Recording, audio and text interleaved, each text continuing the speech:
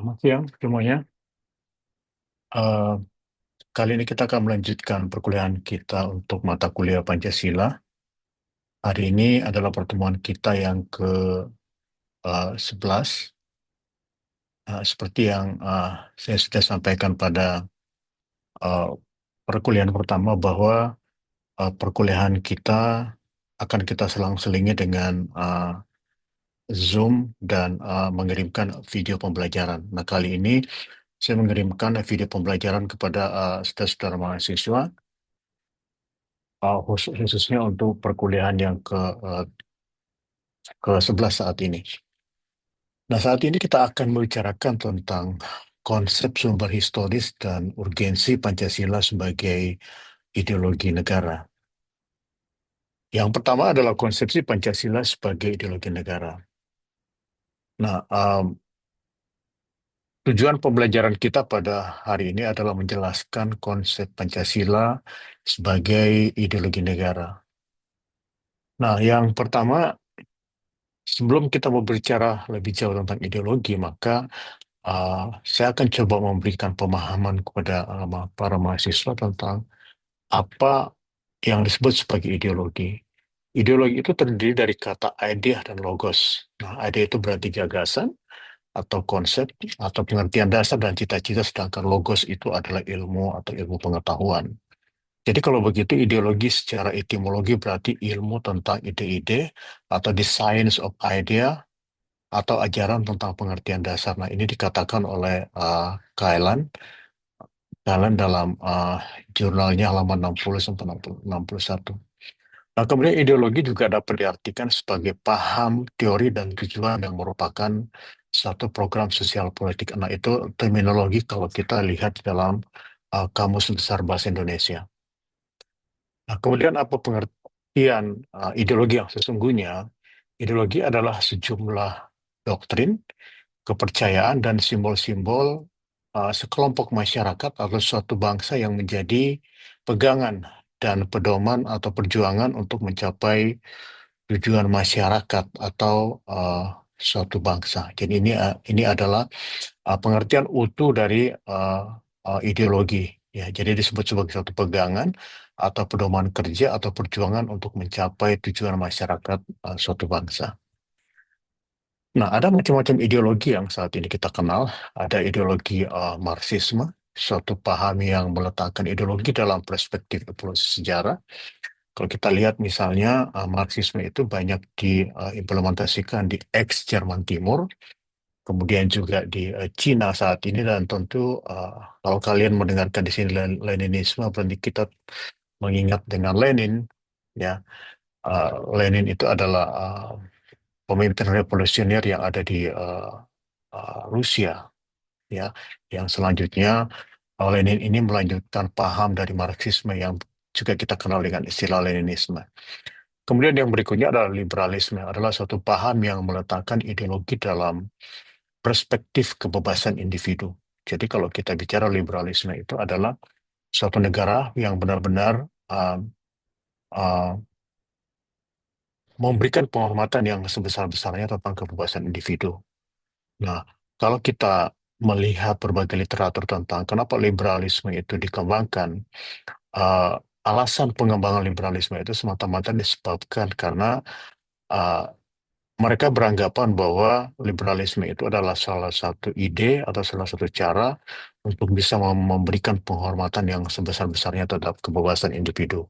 Atau dengan kata lain, memberikan penghormatan terhadap hak asasi manusia. Kemudian yang berikutnya itu adalah sosialisme. Sosialisme itu suatu paham yang meletakkan ideologi dalam perspektif kesejahteraan masyarakat. Jadi, kalau kita lihat misalnya ide-ide yang ada di Indonesia saat ini, ada yang mengatakan bahwa uh, sebenarnya ada sebagian cara berpikir pemerintah kita yang juga ada unsur-unsur sosialismenya seperti itu ya. Kalau kita lihat bagaimana pendirian koperasi dan seterusnya, itu kan salah satu tujuan sosialisme gitu ya. Sosialisme itu adalah perspektif meningkatkan kesejahteraan masyarakat itu. Kemudian ada kapitalisme, suatu paham yang memberi kebebasan kepada setiap individu untuk menguasai sistem perekonomian dengan kemampuan modal yang dimiliki. Ini sistem kapital, di mana dalam sistem kapitalisme itu intervensi pemerintah itu sangat sedikit sekali, tetapi lebih memberikan kebebasan kepada individu dalam mengelola suatu perekonomian. Jadi kalau suatu negara misalnya, nah itu yang diutamakan itu adalah uh, perekonomian yang dikelola oleh masyarakat pada umumnya dan tidak terlalu memberikan kontribusi atau campur tangan oleh negara. Nah, kemudian yang berikutnya adalah sumber historis, sosiologis, dan politik Pancasila sebagai ideologi negara. Nah, tujuannya adalah mengemukakan, nanti saudara-saudara mahasiswa nanti diharapkan dapat mengemukakan sumber historis, sosiologis, dan politis Pancasila sebagai ideologi negara. Nah, sumber historis tentu kalau kita bicara tentang Pancasila sebagai ideologi negara, kita tidak bisa melupakan Insinyur Soekarno ya sebagai the founding fathers daripada Indonesia, di mana pada masa pemerintahan Soekarno, Pancasila adalah pemersatu bangsa dan dikembangkan melalui suatu konsep yang disebut sebagai Nasakom, nasionalis, agama, dan komunisme. Nah, kenapa Soekarno mengambil konsepsi ini? Karena pada prinsipnya Soekarno itu ingin merangkum semua organisasi yang ada pada saat itu atau kelompok-kelompok yang ada pada saat itu, baik dari golongan nasionalisme maupun dari kelompok agama dan juga komunisme yang pada saat itu partainya cukup besar di Indonesia. Kemudian pada masa pemerintahan Soeharto, Pancasila dijadikan sebagai asas tunggal bagi organisasi politik dan organisasi kemasyarakatan. Jadi uh, uh, dicetuskan oleh Bung Karno, kemudian benar-benar diimplementasikan pada masa pemerintahan Soeharto, di mana pada saat itu sosialisasi Pancasila itu sangat masif, bahkan pada saat itu partai politik atau organisasi kemasyarakatan itu diwajibkan menggunakan Pancasila itu sebagai asas tunggal, satu-satunya asas. Nah, kemudian pemerintahan Habibie, ya, presiden yang ketiga, Pancasila itu sebagai ideologi ditandai dengan penghapusan penataran keempat dan seterusnya. Jadi pada zaman pemerintahan Soeharto itu uh, ada yang namanya BP4, P4, pendidikan Pancasila sebagai pendidikan P4. Ya, P4 itu pendidikan pelaksanaan pedoman penghayatan dan pengamalan Pancasila yang diberikan penataran kepada setiap orang yang akan masuk ke dalam perguruan tinggi pada saat itu. Tapi sementara zaman pemerintahan Habibie itu dihentikan.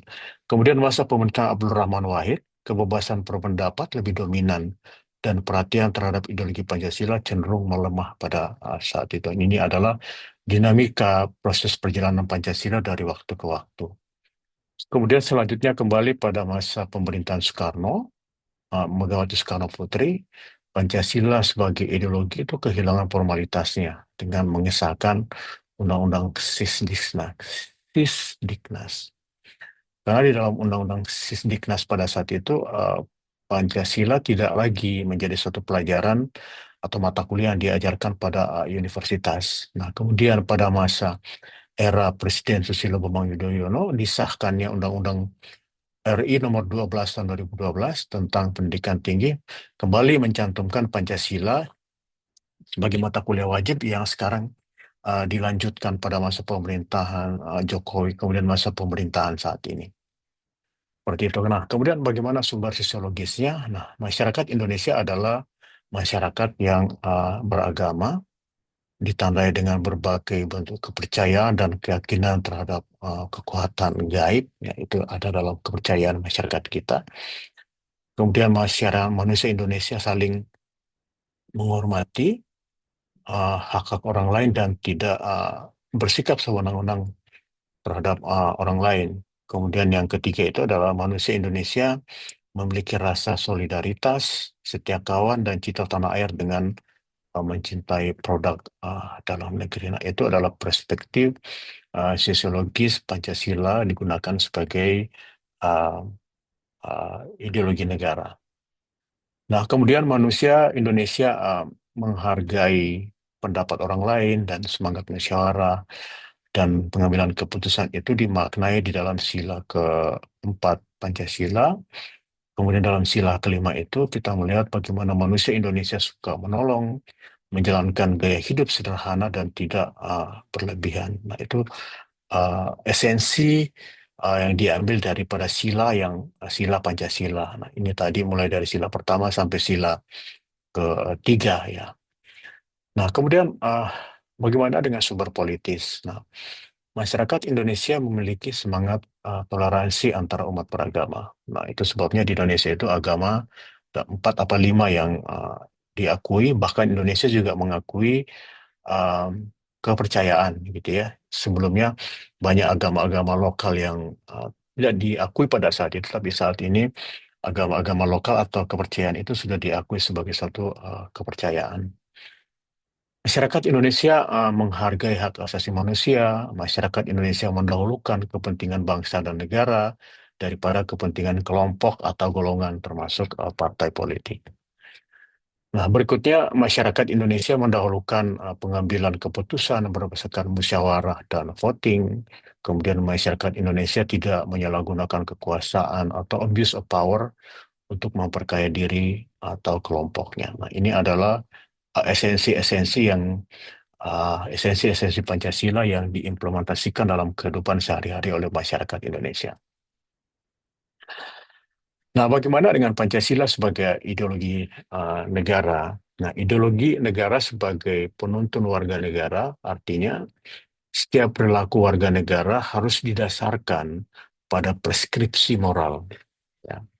Nah, misalnya kasus narkoba di kalangan generasi muda menunjukkan preskripsi moral ya ideologis yang belum disadari atas kehadirannya. Nah, itu karena adanya pemahaman yang masih kurang baik terhadap Pancasila maupun agama, sehingga uh, penggunaan narkotika yang sebenarnya adalah zat adiktif, zat kimia yang merugikan diri diri sendiri, baik merugikan dari aspek kesehatan maupun juga dari segi ekonomi. Tapi kita lihat saat ini penggunaannya masih cukup masif. Nah, itu kita sebut bahwa um, implementasi daripada Pancasila itu masih sangat kurang. Nah, kemudian ideologi negara sebagai penolakan terhadap nilai-nilai yang tidak sesuai dengan Pancasila. Misalnya meningkatnya kasus terorisme, terjadinya kekerasan, pertentangan dengan nilai toleransi, atau pelanggaran HAM, baik dilakukan oleh negara, atau kelompok-kelompok tertentu, atau masyarakat, ya, dan juga semangat persatuan Indonesia. Nah, contoh kasus misalnya, ya, dimuat di dalam uh, uh, Koran Republik, ya, Rektor Universitas Muhammadiyah Surakarta, Sofyan Arif di Solo pada tanggal 31 bulan 3 tahun 2020 menyebut pelajar-pelajar Indonesia di Cina mendapatkan pemahaman ideologi komunis. Nah, ini setelah Menteri Pendidikan Cina mengundang 10 rektor yang salah satunya dihadiri oleh rektor UMS ya di Cina. Nah, dalam pertemuan tersebut salah satu rektor perguruan tinggi di Cina mengungkapkan Cina sedang gencar menanamkan ideologi komunis kepada seluruh pelajar di Cina. Tetapi hal ini dibantah oleh Ketua PPI di Tiongkok. Ya, dalam hal itu surat edaran PPI di Tiongkok yang diterima dari Republikan diluruskan uh, mem- bahwa apa yang terjadi di Tiongkok itu kemudian mahasiswa Indonesia yang kuliah di Cina belajar ideologi komunis sebab hal itu dipelajari, namun menegaskan bahwa Indonesia belajar di luar negeri harus memegang teguh. Jadi karena di Cina itu memang menjadi suatu pelajaran yang ada di dalam perkuliahan, maka ya semua orang akan mempelajari itu. Tapi tentu tidak salah kalau kita hanya sekedar mempelajari, yang salah itu adalah kalau kita mengimplementasikan. Tentu akan sama misalnya dengan beberapa mahasiswa-mahasiswa asing yang ada di Indonesia, yang saat ini sedang belajar di Nusa Putra, tentu mereka juga harus belajar tentang ideologi Pancasila. Nah, kalau misalnya kebetulan misalnya ada di antara mahasiswa itu yang datang dari negara yang latar belakang komunis, nah, mereka akan belajar tentang ideologi Pancasila. Tentu ini sama yang terjadi pada saat mahasiswa kita ada di uh, Cina untuk apa namanya menuntut ilmu. Nah, tentu di dalam perkuliahan itu mereka diajarkan komunis karena itu adalah merupakan ideologi negara uh, tempat mereka belajar gitu. Nah, contoh kasus yang berikutnya adalah mempelajari ideologi apapun merupakan sebuah keniscayaan dalam dunia akademis. Nah, ideologi dipelajari, diyakini, dan dipercaya pengikutnya karena mengandung ya, gagasan ide yang baik. Nah, kemudian di luar ranah akademis, bangsa Indonesia sudah memilih Pancasila sebagai ideologi negara. Tentu kalau kita hanya sekedar mempelajari, tentu tidak masalah. Bahkan sekarang kalau kita ingin mencari buku-buku tentang ideologi liberalisme, Leninisme, kapitalisme, itu mudah kita mendapatkan. Tapi sekedar kita mempelajari ilmu-ilmunya, tidak mengimplementasikan dalam kehidupan kita sehari-hari. Nah, mahasiswa boleh saja mempelajari ideologi selain Pancasila dalam ranah akademis, namun harus tetap berpegang teguh kepada ideologi Pancasila. Nah, kemudian karena itu Pancasila sebagai ideologi yang menuntun manusia Indonesia untuk bersikap sesuai dengan sila yang terkandung di dalam Pancasila, dalam susunan sila-sila yang ada. Nah, itu diperlukan pembelajaran Pancasila di institusi pendidikan. Jadi sekali lagi mempelajari ideologi yang lain tentu tidak masalah sepanjang kita tidak mengimplementasikan itu. Dan tentu kita juga tetap memperkuat bagaimana mempelajari Pancasila sebagai satu ideologi negara. Nah, demikianlah yang dapat saya sampaikan. Ya, semoga uh, apa yang saya sampaikan dalam perkuliahan ini dapat uh, para mahasiswa pelajari. Ya, kemudian bahan perkuliahan juga saya sudah upload ke dalam Adlink. Nah, kemudian saya harapkan supaya video ini kalian bisa uh, diulang berkali-kali, ya, untuk lebih memahami khususnya pada pertemuan yang ke-11 ini. Demikian yang dapat saya sampaikan. Saya akhiri perkuliahan pada hari ini. Assalamualaikum warahmatullahi wabarakatuh.